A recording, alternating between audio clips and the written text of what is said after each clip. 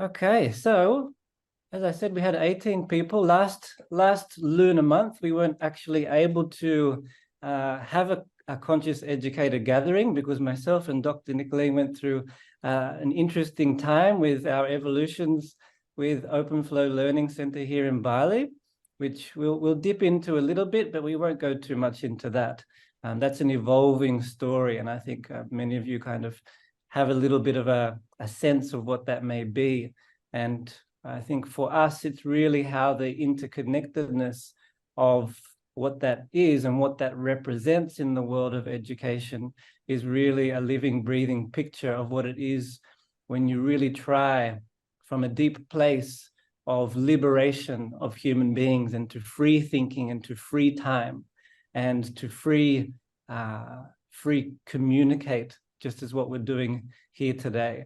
So Peter, I just want to kind of pause there and just also acknowledge that Riaan and Sintya and Kathleen, who are on the call, I'm kind of looking at two places at the moment. Sorry for that. I just want to acknowledge that they kind of went through with us through this whole. I wrote to somebody today and I said, I went to hell. I saw the devil. I told him I'm not interested and I came back. That's the last new moon until now. So I just want to acknowledge that Riaan and Sintya and Kathleen, it's really awesome seeing you guys here. I mean, since then, Riaan, you're back to South Africa. Sintya, you started a new job. And Kathleen, you're also back in South Africa after being an intern. So there's been a lot of movement for a lot of people in the last kind of month. And as you can see, we're here, we're showing up in full vulnerability, in full everything. I wish I could turn my camera around, and I just want to set the scene that I'm in a small room. There are two bags, all my clothes, the rest of my belongings, one child here, my youngest, the other one is taking a shower, and I could find only the brightest pink lipstick because I don't know where anything else is. So I just want to really say that we're showing up today in the deepest part of being human. Like here, and just thinking, Colin, at some point we were going to have a meeting and just like catch up. And Jacolien, we like crossed paths on the school app, which Peter will talk a little bit later about. And I'm kind of trying to see the other names. So yeah, I just really wanted to mention that it's so raw and real, but it's like it is what it is. So sorry, Pete, you can go. That's okay, and it is what it is for now. And because it's what it is for now, and if we acknowledge that, we have awareness of that, then we can actually spring forth from that. So to just recap from last lunar month, we're actually exactly to the day when myself and Dr. Nicolene actually went through what we had to go through with the Learning Center here in Bali. So for me, that's really fascinating. So we missed out on last lunar month, but the month before that, I think we had 55 people here from many different countries and many different regions. And it was really such a wonderful experience to be able to have this kind of breathing in space where we went into smaller groups and we posed some questions. And then we had this breathing out space where we came back to the group. And then we went a little bit deeper into those questions and we see what emerges from the conversation. And this is what these sessions are about. They're not about defining anything. They're not about defining what conscious education is. It's not about defining what a conscious educator is or what they do or how they act or how they speak. It really is coming into a place of saying, well, what does it mean for you with the biography that you have, with the inspiration that you have, with the environmental conditions that you have, with the collegial relationships that you have, with a different understanding of what a network can be, which is a little bit defiant of time and space. Because here in Bali, it's 7:15 in the evening now. And Jacolien, where is it? What time is it there for you? I just had lunch. It's 1:15. It's 1:15. And Colin, what about you? Yeah, it's 4:45 here in India. 4:45 there in India. And Lynn, what about you? It's 7:15, the same. 7:15. Kathleen? Yeah, it is 1:15 here in South Africa. And I know for Sintya, we're under the same time frame here. Same for you, Riaan, 1:15. Yeah. And Itha, what time is it for you? 6:15. 6:15. And Fernanda, if you're there, what time is it for you there? I'm here. It's Oh. 8 a.m. That's why I don't have the video, because I just opened my eyes. I'll make a coffee and I'll be here. But I just wanted to be with you. But it's 8 a.m. Yeah. Thank you so I'm in much. Brazil, São Paulo. Yeah. Yeah. Good morning. Good morning. So Good morning. this is the impulse that all of a sudden, it's actually the same time. You have all of these different time frames, but it's actually the same time. And this is what Symbiotic Future Network, this is what this conscious educator impulse is all about. It's actually knowing that over there, Colin's doing his thing, over there, Cathleen's doing hers with the youth, over there, Sintya is doing that, over there, Lynn is doing this. Here comes Benjamin. Hi, Benjamin. Hi, Peter. Hi, everyone. And we are all interconnected. We are all interdependent through our own independence. So we're not here to sell you a product. We're not here to buy your time. We're here to serve the greater collective in terms of what conscious education can be. Because in our individual pockets of the world, we have our own realities. But what is that like when we have this interdependency of realities that I know all of a sudden what's happening over there in India, just when I get a voice message from Colin, or I know over there what's happening in South Africa from Riaan in that time and place, and I have a sense of what that is. And I hold the highest intention of how I can be of service to that impulse there. Because quite often we have this machine of learning and education, this system that has gone off the rails, which has led a lot of people's well-being off the rails as well. So how do we, in our diverse fields, in our diverse regions, how can we come together every now and then, every 28 days, according to the moon cycles, every new moon? And how do we hold some higher intentions or some deeper questions where we actually start seeking together? Because we all have our individual identities.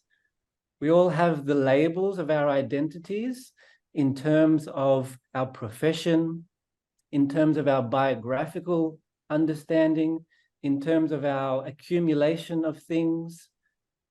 But how do we come into a space where we really go into this space and we say, well, I can put all of that in the waiting room.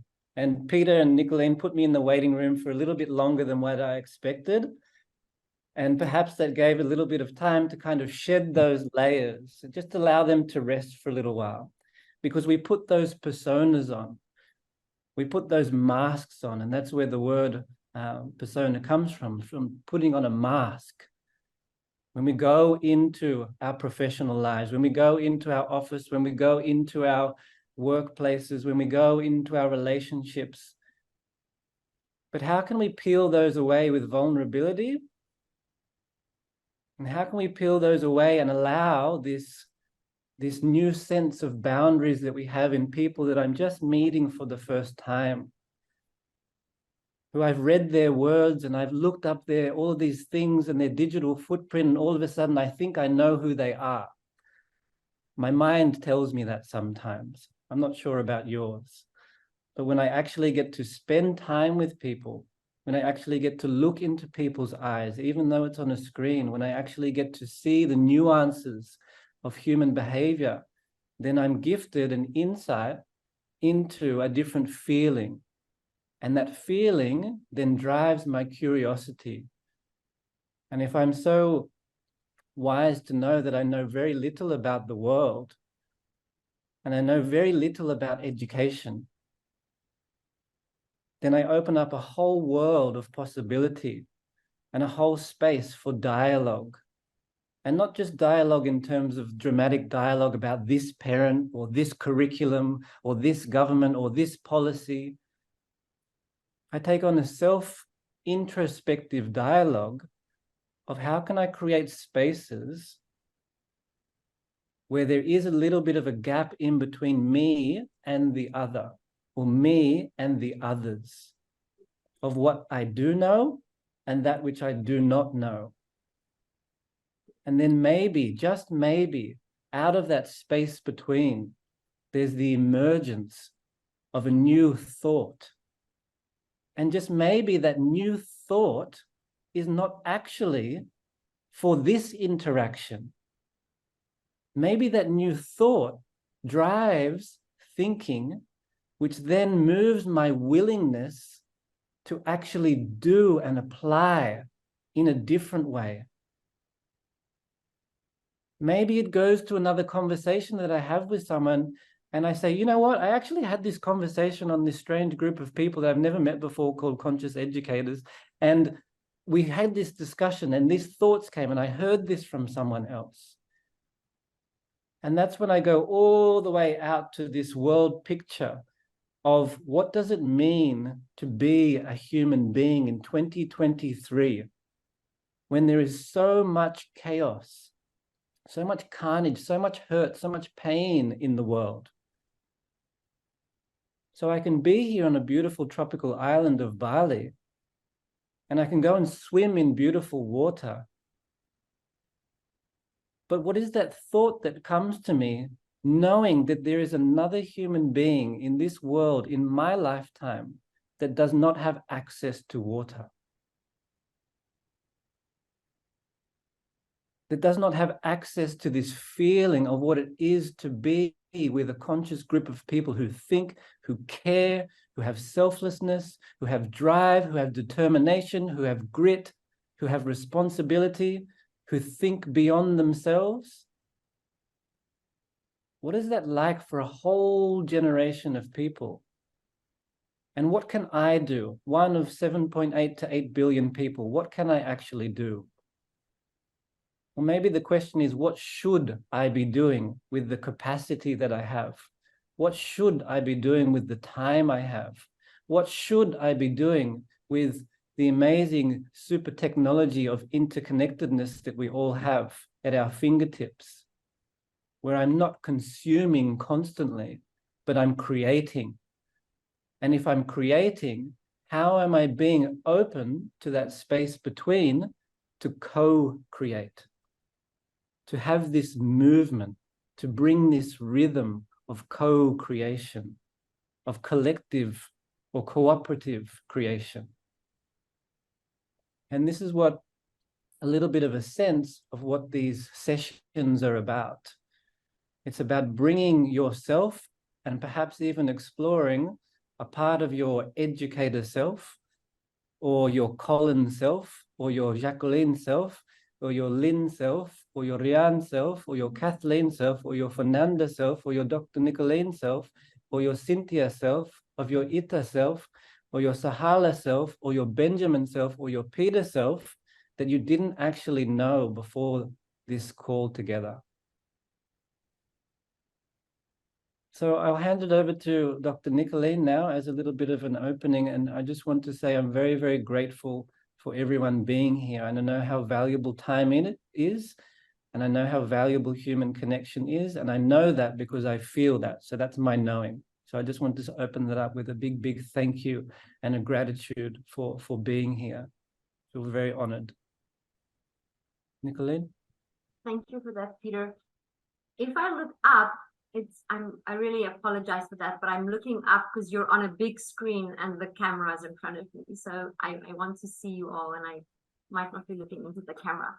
So I think what's really interesting is creating, and in the sense we are here to create dialogue.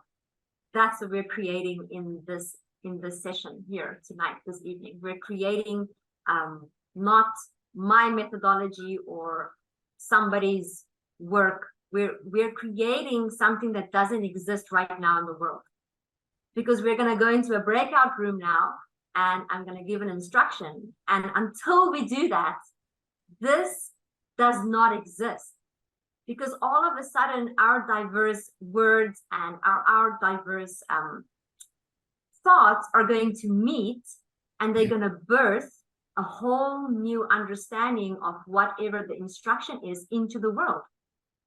And that in itself is absolutely fascinating. It is absolutely fascinating that that is actually a possibility. So I'm going to give a word, and I want us to take this word into the breakout room and discuss that, share, bring what comes up. And the word is boundaries. So Colin, we're going to go into this breakout room that Peter is going to set up. And I want everybody to hover around what comes up for you when I say boundaries. Boundaries, it can be in plural or in singular form. So we're going to take about 10-15 minutes. I'm going to put on a timer here with me.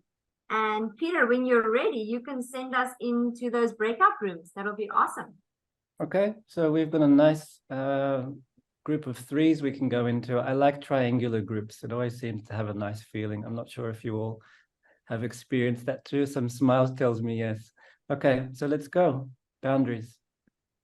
Okay, opening up now. Awesome. Nice. Sorry, my sound, it's very loud for me. It's really cool. Okay, so everybody is back in.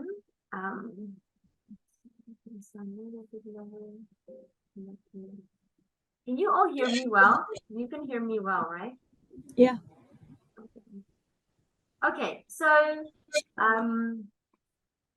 very specifically, did we ask you to talk about boundaries?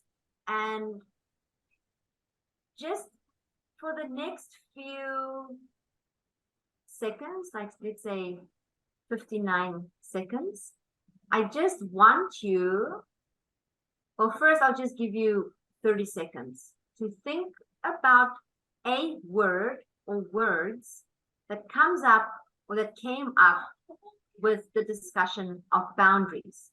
So I'm going to be very meticulous by only asking a word or words. I want you to think what came up when you heard boundaries. Okay, and then I'm going to ask you to, thanks Benjamin, you can put it in the chat, but I want you to unmute yourself. You can put it in the chat as well. And I just want you to say what that was for you. And I'll start. For me, what I must just say the word, unwavering trust.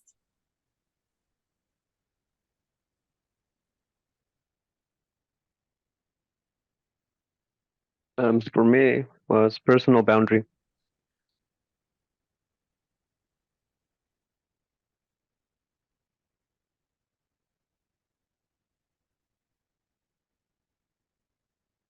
For me, it was integrity. For me, it's a courage.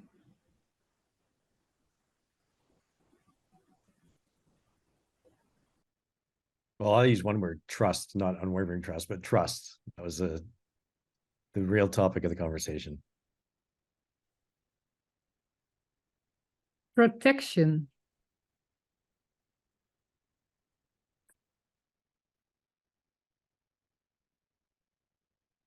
Feeling.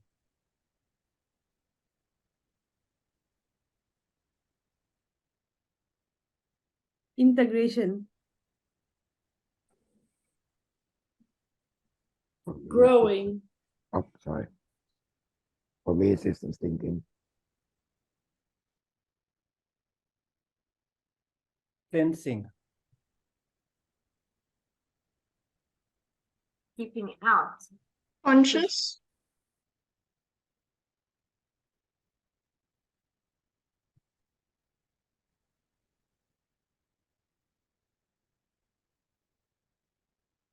any other words that come up when you hear that, or when you think about boundaries?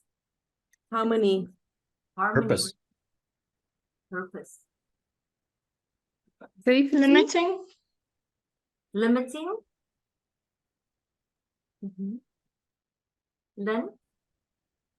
Safety. Can you say that again, Jacolien? I'll write it down. Safety. Oh, safety. Yes, safety. Like keeping a boundary, like being safe and, putting up that fence, safety. Yeah. Okay.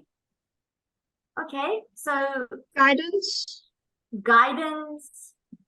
So these are all very, very interesting thoughts that come up when we think about boundary, and we think about safety, and we think about fencing, and we think about Sahala, I'm really interested in how your thoughts went to systems thinking and how boundaries fit into systems thinking. And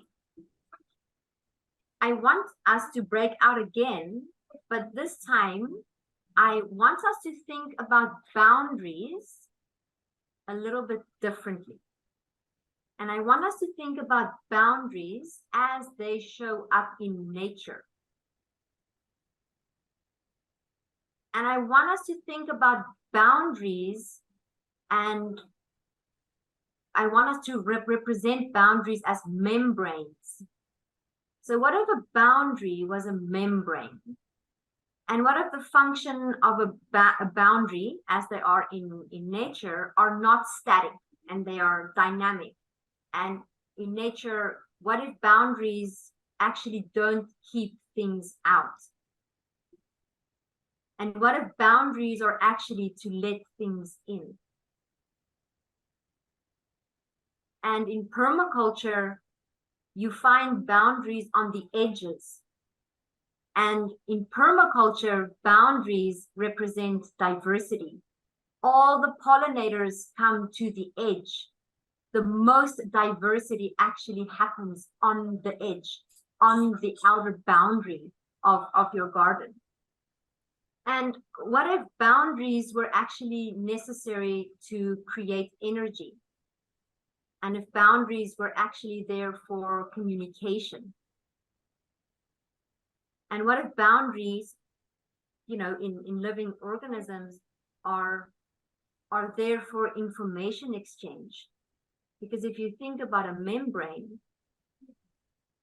they are very, very important to exchange information. Even if you think about your neurological network, those boundaries have a very specific function. And I'm going to pause there. And I've actually made a very cool little handout that just where I've put my own thoughts that I'll just share with all of you about this. Because when we have a collective consciousness about boundaries here. But if we shift our awareness just to a different lens of boundaries, I want you to take this thought into the next breakout room. What if a boundary was not to keep things out? Where do you see boundaries in nature? What do they do there, and why do they do that there? Like what is that? What can a boundary also be? So Peter, if you can put us into a breakout room again with this thought of boundaries, that would be really, really great. Kathleen, do you work with education? Are you an educator, or what do you think? I'm study online next year, education in biology and mathematics. So I'm only starting now.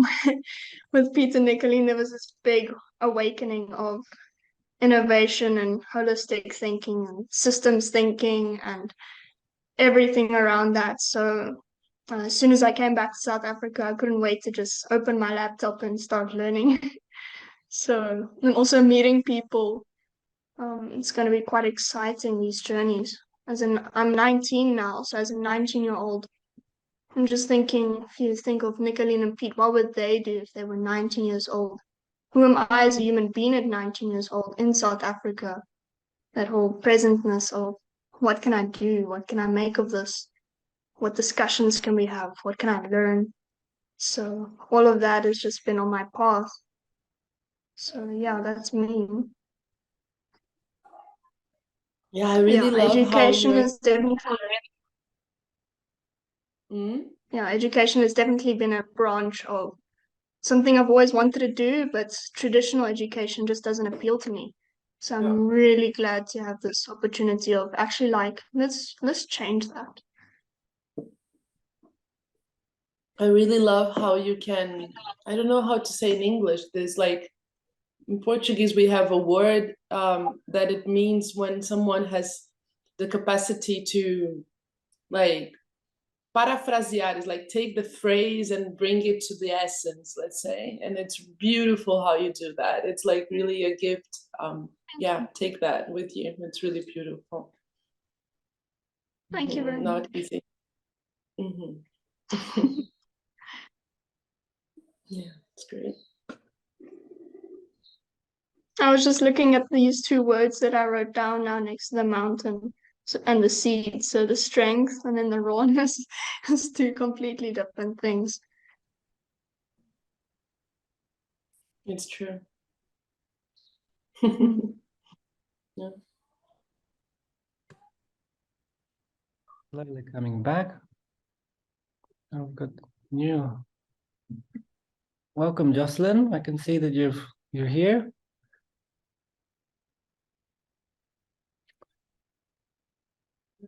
Okay, are we missing anyone? We've lost someone. Okay. Okay, I just added on another minute or two there. I hope that's okay. Nicolene? Yeah, I mean, you can never, when you're doing a course, you can expect where it goes. And then when you interact with humans and you can't imagine unless you experience where it goes. So I'm just so amazed that I'm sharing time and space with people that was so out there. Okay, so let's follow a similar rhythm in terms of words. And then after the words, I really, really want to open up space for people to share what came up for them. And I think we're a small group, which makes it easier to divide time. But if we can, in our sharing, be concise, be clear, and take in consideration that there might be somebody else who also likes to share, that makes it less invasive for me to say, okay, move along. So let's put some words out that came from your sharing, and let's do that, Peter, for about a minute. Just if you can watch the time, and then after that, let's open it up for those of you that just really, really want to share, because this is what it's about. It's when we come back as a collective, and after that, I think, Benjamin, I want to ask you that while you're listening to what comes up in the dialogue, it'll be really interesting to hear what you synthesize from your work. If you can kind of take a lens of what are you hearing, and if there's anything that's coming up that's kind of represented in your work, whether it is collective trauma or whatever it is that comes up. What do you hear? I don't want to put you on the spot, but I don't know if you guys know Benjamin or any of his work. He's really, really such a phenomenal thought leader. And if you do find him on LinkedIn, which you will easily find, and we'll also send Benjamin's link in an email, please do, because he does really deeper work in what we're touching on here. Okay, so here we go. I'm gonna just mute myself by saying diversity came up for me. Okay, and let's challenge now to have a little bit of a rhythmic flow with these words. Yeah, so let's try not to preface it with what came up for me was, let's try and have a little bit of a rhythmic movement with this and pay attention to one another. And I know there's a delay with technology, but let's try. Diversity. Balance. Rawness. Chrysalis.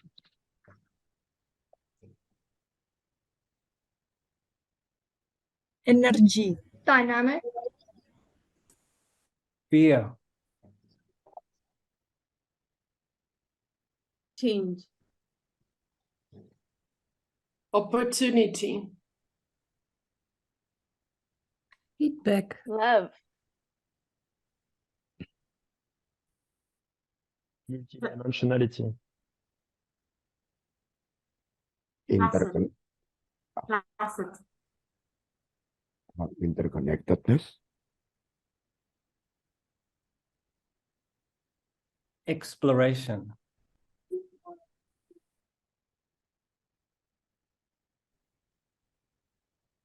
Awareness.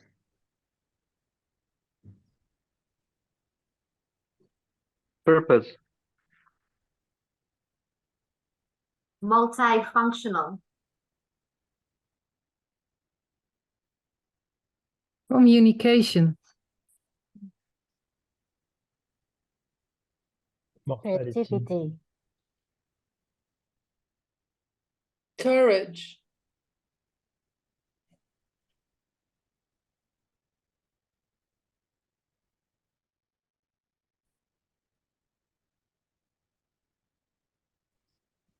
Right time. The timing is always right for what is right. I like that. Okay, that was a different feeling. That was a different feeling. There was a different dialogue around boundaries. So I really think it'll be awesome to hear why these words came up for you. So again, Peter, if you want to keep an eye on the time for us, shall we say we'll do a 5 minutes? Let's do 5 minutes and leave a little bit of time at the end for Benjamin to synthesize, and then for a little bit of whatever comes from there. Let's see. Yep. So 5 minutes. You can use the raise your hand function if you want us to kind of like say, Lynn, you ready to go? You look so ready.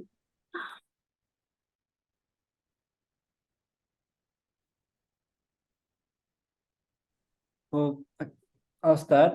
What I heard towards the end of our sharing with myself, Benjamin and Colin, was, well, Colin was reflecting on, if there's 140, leading 140 people, and we were speaking about how we're far better together, which I think we all know, and that's why we're here, which is nice, very nice. And then my mind went to, because my whole sense body is still in that space, and my mind is still kind of fluctuating in that space of, well, over the past 3.5 years, we've led, 30, 40 people, and how many of those people are still with us through what we've gone through with Open Flow Learning Center in Bali? And what does that mean? What does 140 people potentially mean when we open the gates for that feeling to come, where we kind of, let's say, obliterate, or we kind of soften those boundaries as leaders, where we know we have these non-physical, these hierarchical boundaries? And what does it mean when we actually just allow this, we can say liberation, I think, this liberation for people, but an unbridled liberation, and what instincts come up, what human behaviors and what elements of human nature come in this space between, where that boundary that perceived boundary has now been dissolved, if you like. So for me, that was very interesting, and that's why I mentioned the word fear. Well, I think with fear, you know, to create that environment for people to be elevated, it has to be a safe environment, right? So when we talk about a vulnerable leader, right, they're able to create that safe environment where people aren't afraid of the power that they have, that they realize that the power that they have is the power to bring people together, the power to elevate the lowest person on that perceived ladder or boundary, that encourages everyone to have a voice for the betterment of the group. So, you know, that's what I do in my work, is try and create that safe environment and show the leaders that by relinquishing some of this perceived power and control, they can become more powerful because they have a united team behind them, instead of them sitting up top alone with no real support. You know, and that's far more beneficial to every individual, far more enriching to each of them. And the organization is going to become more profitable, not only in terms of money, but in terms of satisfaction every day doing what you do. This is so interesting, because I still have this question: are we actually teaching this in schools?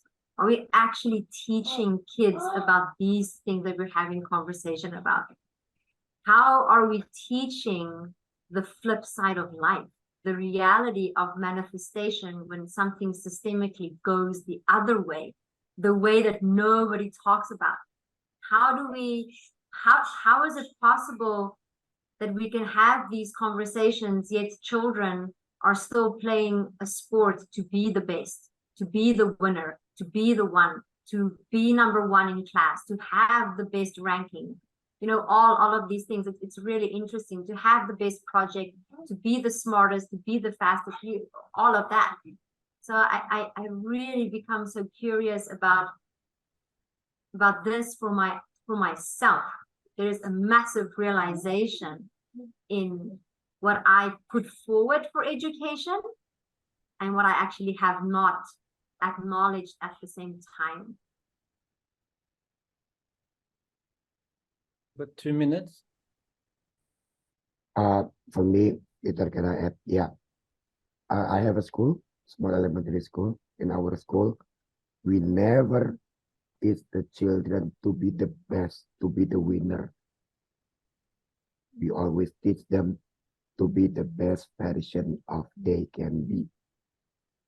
So it's not about, you know, becoming the best and the rest of the world among the others. It's not to be the winner. It's about becoming the best version of you. And I think it makes a lot of difference. I want to add something to that. You know, in the last month, I've also learned that sometimes I can't be the best version of myself, and that's okay.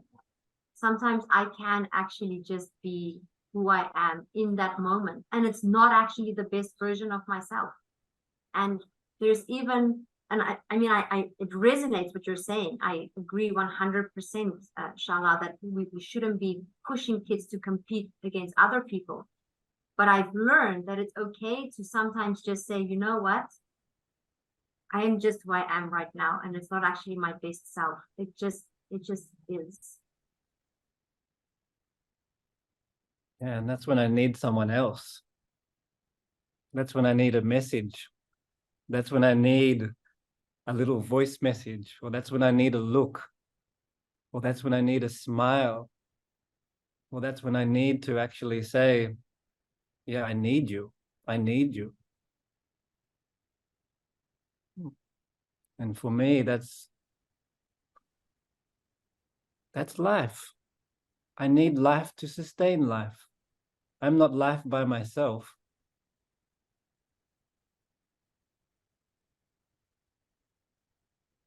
Yeah, I just want to bring an image that came to me very quickly. That was talking about boundaries. It came to me like the top of the mountain, right? When we are like standing in the top of a mountain. And I was feeling like this feeling of like being free, right? There is like the freedom of being there, but at the same time, we need so much awareness, knowing that any moment something can happen, or you can step, or that, you know, but there is this, for me, a sense of presence that it's very strong. And that's what it is, right? It's like the life, what you're bringing, Peter. And I feel that that's also bringing a lot of that, like, courage to be here now. And that's the most like raw thing that we can do, is be present to what it is, right?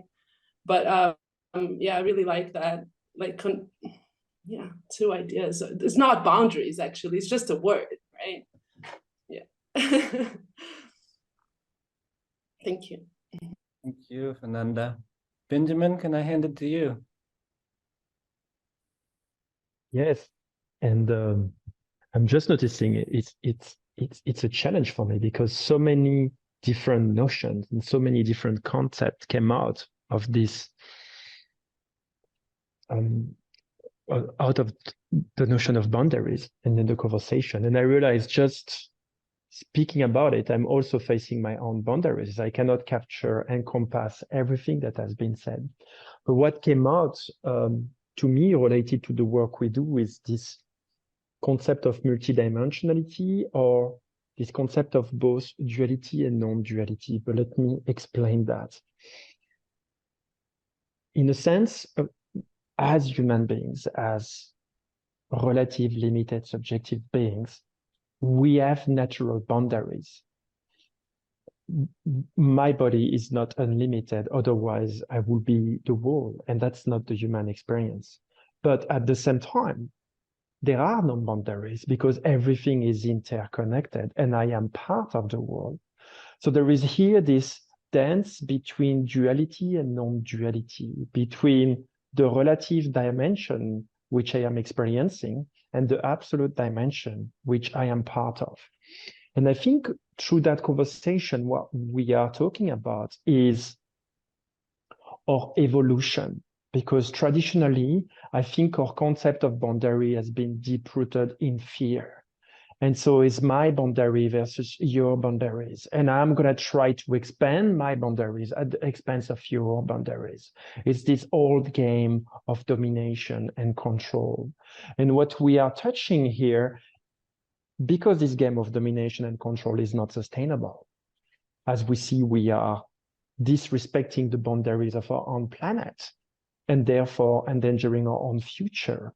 So we have a call to recognize our boundaries, and at the same time, recognize that we are part of the world. And this is a big shift. It's a shift also, I think I heard from you, Sahala, when you say, this is not anymore about being the best, about being the one who's going to set the boundaries for others. This is about learning together how we can play with our boundaries, how we can push our boundaries for the better, to protect and to enhance life. And that's a very new game that we are talking about, but that requires a profound shift, a reprogrammation, because what we've learned traditionally was a game of conflict of boundaries. And what we are called to learn now in this new paradigm is a game of dance of boundaries, a collaborative game.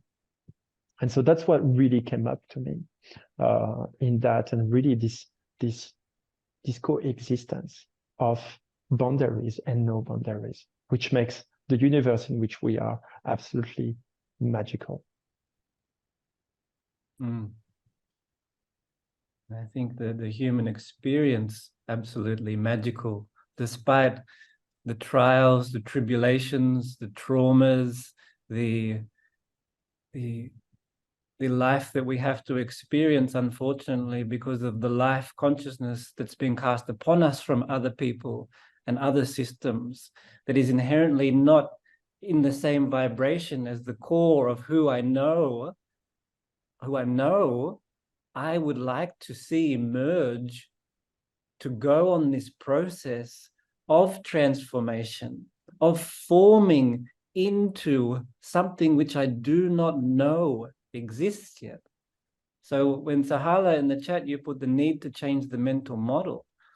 I need to have a different physical experience that will then drive and move my psychological, my neurological framework to be able to allow me to say, my relationship to fear is that of myself, of that of which I'm transcending within myself, of the unknown that I'm going into, that unfortunately I cannot say, Fernanda, Lynn, Riaan, Sahala, you got to come with me. I got to do that. I have to do that. I choose to do that. I'm willing to do that. And I let go to that. Because once upon a time, I put my hand up to the world. I put my hand up to the spiritual world. And I said, I will. Not knowing where that willingness will take me. Not knowing what life path I will be meandering down. But am I paying attention to every little minute blade of grass? Am I paying attention to every breath of wind? Am I paying attention to every sensory experience that's happening? And perhaps then, when we look at education, in the various realms that we look at education, we see it as an extension of our own life experience without projecting or vomiting up our own experience and forcing that down other people or regurgitating that, but actually metabolizing that and assimilating that.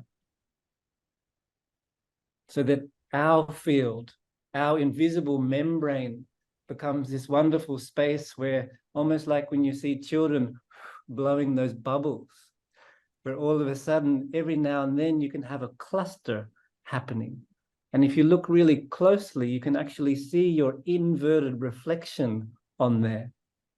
So that maybe the traumatic experiences that I feel here and experience in my lifetime becomes inverted so that another being doesn't have to go through that pain. Or so another being can actually have a feeling of what it's like and what not to do and how not to be. Because they're so intrinsically intertwined with their heart about how they are.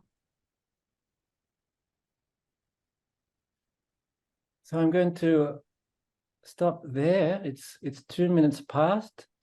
The last thing that I would like to say is that there are a few people on this group already. We had a group on an application called School, SKOOL, and it was to keep the interconnectedness between us in the space between. So our boundaries are the new moon and the new moon, and we're governed by that.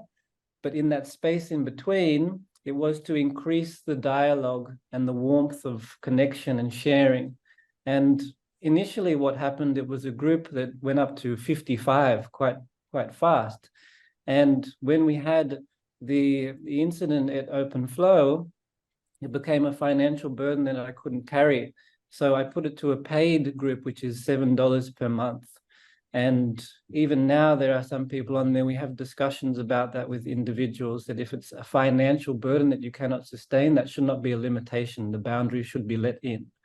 But if it's something that you can sustain, then that's something that I'd invite you into as well.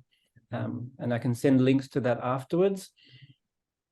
And my understanding, my belief on that is, as it's called a symbiotic future, is to levitate our work, our collective work, so that we have this interconnectedness away from the infinite swiping of LinkedIn, away from the infinite swiping of other social media realms, where it actually becomes this cell where it is a really organic shape, which is the interdependence of our collective work. Because I mean, the individuals we have here and the different regions and the diversity and the other people that came, it really is a wonderful opportunity, I feel, an opportunity to have this interconnectedness more in isolation, away from the busyness of everything else over social media platforms. So I'll share those links with you also.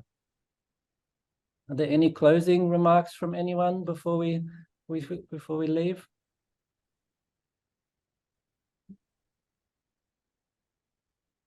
Learn to dance with our boundaries in an harmonious and symbiotic way. I think that's such a beautiful word to create. We learn that. Mm-hmm.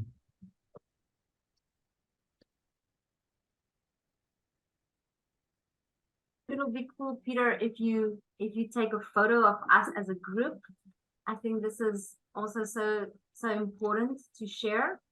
Definitely tag those of you that we have in the different socials, because there's something about this. There's something about time stamping where you are and who you are in that place and time. And I firmly believe that it's something that we will all look back to and be like, wow, just look at who was there and look who I was with and look who we were in that place and time. Because time doesn't stand still, and we're dancing forward, Benjamin, like you're saying, we're dancing in this duality. So thank you so much for everybody. If I can just close with that, also so much gratitude, so much gratitude has a new meaning, a deeper meaning. And I look forward to seeing you guys somewhere in between the next new moon. Okay, I took a nice photo. I'll share it with everyone. But really, again, thank you so much. I know Jossyellen a little bit late, but thank you so much for being here. Let's connect further, and blessings on everyone. Keep in touch, yeah? Thank you so much. Thank you. Bye, Thank everyone. you. Bye. Bye, guys. Peter, thank you, Nicolene. Thank you. Thank you so much. Beautiful. Thank you. Thank you very much, Nicolene and Pete. Oh, come on. Nice to meet you, Kathleen. Nice to meet you as well. Yeah. Oh.